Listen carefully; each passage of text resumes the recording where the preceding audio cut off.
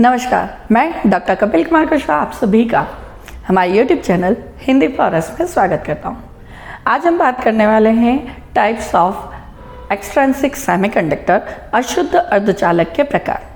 The first type that is N type semiconductor. N type semiconductor that means कि जब भी हम किसी प्योर सेमीकंडक्टर में पेंटावेलेंट इम्प्यूरिटीज पंच संयोजी अशुद्धियों को डोप करते हैं तो ऐसी अवस्था में, ऐसी सिचुएशन में हमें जो सेमीकंडक्टर मिलता है वो सेमीकंडक्टर क्या कहलाता है? That is N type semiconductor. Means कि ऐसा सेमीकंडक्टर जिसमें हम क्या कर रहे हैं? पेंटावेलेंट इम्प्यूरिटीज ऐड कर रहे हैं। पेंटावेलेंट इम्प्यूरिटी दैट मीन्स कि जिनके आउटर मोस्ट ऑर्बिट में, वैलेंस ऑर्बिट में कितने इलेक्ट्रॉन होते हैं? 5 इलेक्ट्रॉन।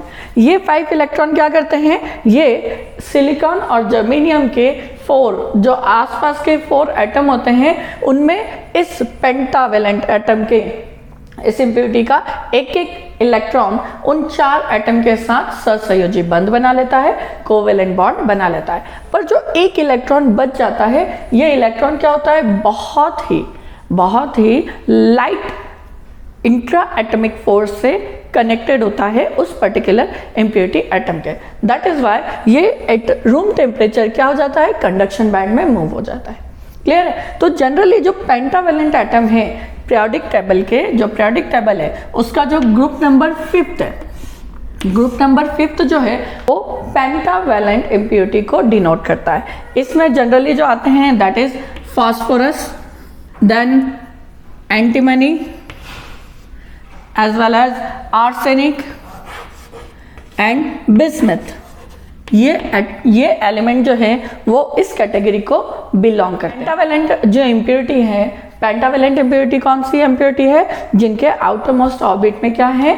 5th इलेक्ट्रॉन होते हैं या 5 इलेक्ट्रॉन होते हैं। ये जनरली पीरियोडिक टेबल की 5th ग्रुप का एलिमेंट होते हैं या 5th ग्रुप के एलिमेंट है, जिनमें जो सबसे पहला है that is phosphorus, then antimony, arsenic and bismuth. Clear है? ये सारे एलिमेंट जो है, इन सारे एलिमेंट के आउटर मोस्ट ऑर्बिट में 5 इलेक्ट्रॉन होते हैं। क्लियर है? इसलिए यहाँ पर क्या हो रहा है? ये सारे एलिमेंट, जब भी हम इन एलिमेंट में से किसी एक एलिमेंट के एक एटम को क्या करते हैं? सिलिकॉन या जर्मेनियम में डोप करते हैं। तो डोप करने पर क्या होगा? जब हम ये इम्प्योरिटी एटम, मान लीजिए हमने क्या किया? फास्फोरस को डोप किया, ठीक है? फास्फोरस के आउटर मोस्ट ऑर्बिट में कितने इलेक्ट्रॉन है? That is 5। They are 5। Clear है? Then 4 and 1 is here, that is 5। Now जब हम इसे डोप करेंगे तो डोप करने पर जो सिलिकॉन लैटिक होगा, सिलिकॉन लैटिक के जो 4 इसके नेबर एटम होंगे, ठीक है? जो 4 नेबर एटम है Si के, उसके आउटर मोस्ट ऑर्बिट में कितने इलेक्ट्रॉन होंगे? That is 4 electron. So Si that is 4।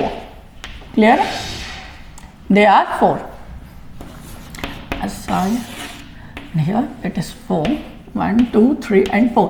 सो ये इम्प्योरिटी एटम जो है, इन 4 एटम से इसके इलेक्ट्रॉन क्या कर लेंगे? कोवेलेंट बॉन्ड बना लेंगे। क्लियर है? ये कोवेलेंट बॉन्ड इंप्लीमेंट हो जाएगा। नाउ दिस, पर ये जो 5th इलेक्ट्रॉन है, ये 5th इलेक्ट्रॉन क्या है? इसमें रिमेनिंग रह जाएगा। क्यों? क्योंकि इस सिचुएशन में इस एटम का आउटर मोस्ट ऑर्बिट क्या हो गया है? कंप्लीटली फिल हो गया है। एज वेल एज इस एटम का भी आउटर मोस्ट ऑर्बिट क्या हो गया है? Completely fill. इस एटम का आउटर मोस्ट ऑर्बिट भी फिल हो गया और इस एटम का ऑर्बिट भी क्या हो चुका है? फिल हो चुका है। सो ये जो 5th इलेक्ट्रॉन है, इससे क्या कहा जाता है? फ्री चार्ज कैरियर और फ्री इलेक्ट्रॉन। ये इलेक्ट्रॉन क्या करता है? एट रूम टेम्परेचर ये इस ऑर्बिट को, इस फास्फोरस के ऑर्बिट को छोड़कर कहाँ जाता है? क्रिस्टल। और ये क्रिस्टल लैटिक किसका है? That lattice is silicon. तो सिलिकॉन में क्या हो जाता है? एक एक्स्ट्रा इलेक्ट्रॉन आ जाता है। ठीक है? सिलिकॉन में क्या हो गया? एक एक्स्ट्रा इलेक्ट्रॉन आ चुका है। दैट इज वाई जो ये फास्फोरस है, फास्फोरस क्या कर रहा है? एक एक्स्ट्रा इलेक्ट्रॉन डोनेट कर रहा है, दे रहा है। ठीक है? इसलिए इस फास्फोरस या इस ग्रुप 5 के सारे एलिमेंट को क्या कहा जाता है? Donor impurity. क्लियर है?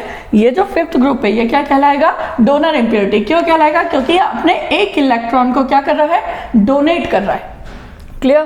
तो ये सारे क्या कहलाते हैं? Donor impurity. और इसके कारण सेमीकंडक्टर जस्ट लाइक सिलिकॉन या जर्मेनियम जो है उसमें नंबर ऑफ इलेक्ट्रॉन्स जो होते हैं वो बढ़ जाते हैं, ज़्यादा हो जाते हैं। जब नंबर ऑफ इलेक्ट्रॉन बढ़ जाते हैं कंडक्शन बैंड में तो चार्ज कैरियर जो है, करंट जो फ्लो होगा एट रूम टेम्परेचर, ये क्या है? इसकी कंडक्टिविटी इंक्रीज हो जाती है और number of electron negative charge बढ़ने के कारण इस सेमीकंडक्टर को एन टाइप सेमीकंडक्टर कहा जाता है।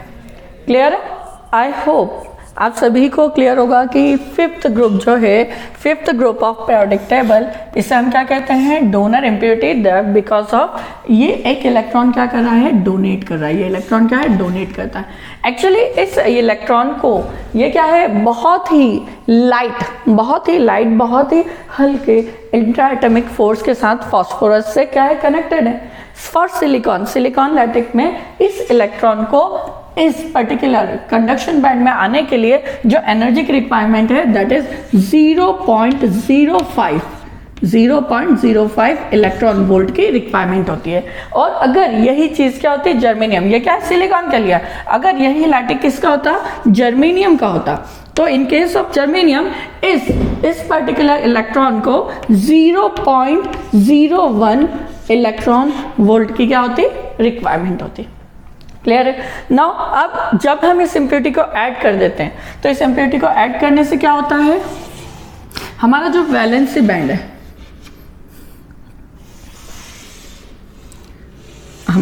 हम क्या करेंगे? बैंड थ्योरी के अकॉर्डिंग देखें तो बैंड थ्योरी में valency band and next is conduction band, that is conduction band CB। सो इस सिचुएशन में जब हम इसमें क्या कर रहे हैं? हम इम्प्योरिटी ऐड कर देते हैं तो ऐसी सिचुएशन में वैलेंसी बैंड में नंबर ऑफ होल्स के कंपैरिजन में कंडक्शन बैंड में नंबर ऑफ इलेक्ट्रॉन्स क्या हो चुके होते हैं? इंक्रीज हो चुके होते हैं। ठीक है? नंबर ऑफ इलेक्ट्रॉन क्या हो जाएंगे? ज्यादा हो जाएंगे एट रूम टेम्परेचर। सो जब कोई इलेक्ट्रॉन अपना मीन लाइफ टाइम कंप्लीट करने के बाद क्या करेगा? फिर से क्या होता है? वैलेंसी बैंड पे आता है तो उसे नंबर ऑफ होल्स क्या मिलेंगे? कम मिलेंगे। मतलब रिकॉम्बिनेशन कम होगा पर उस रिकॉम्बिनेशन के कंपैरिजन में नंबर ऑफ इलेक्ट्रॉन्स क्या होंगे? ज्यादा हो जाएंगे। यानी क्या हो गए? नंबर ऑफ इलेक्ट्रॉन्स बढ़ गए। इसके कारण रिकॉम्बिनेशन हो रहा है। रिकॉम्बिनेशन होगा, थर्मल एजिटेशन मीन्स जैसे जैसे टेम्परेचर बढ़ेगा number of covalent bond break होंगे और ये इलेक्ट्रॉन कहाँ जाएंगे? कंडक्शन बैंड में। पर कंडक्शन बैंड में पहले से इलेक्ट्रॉन बहुत ज्यादा है और यहाँ पर होल्स जो जनरेट होंगे, जब यहाँ से कोई इलेक्ट्रॉन वापस आएगा तो यहाँ पर जब उसे वो बैंड में आ जाएगा वैलेंसी बैंड पर तो वो रिकम्बाइन होगा।